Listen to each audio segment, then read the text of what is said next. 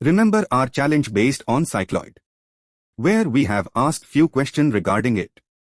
Hope by now you have your solution ready. If not, then it is a solution day. Let's begin.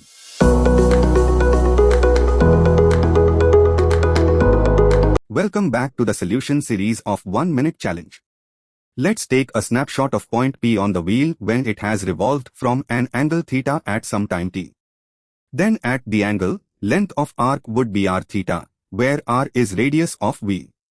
Now if x and y be the coordinate of the point at this moment, then we can easily write the value of x and y in terms of r and theta. X can be written as r theta minus r sin theta, and y can be written as r minus r cos theta. As the wheel is moving with constant velocity, then from circular motion we know angular speed is rate of change of angular displacement. So omega is d theta by dt. Now to find the velocity we just need to differentiate with respect to time. We have r vx and vy component.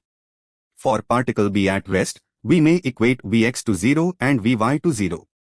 Similarly you can solve for acceleration. Hope Cycloid won't be problem now. If you like our solution, hit the subscribe button. Numericals Studio help you to visualize the problem, share with your friends and show us your love.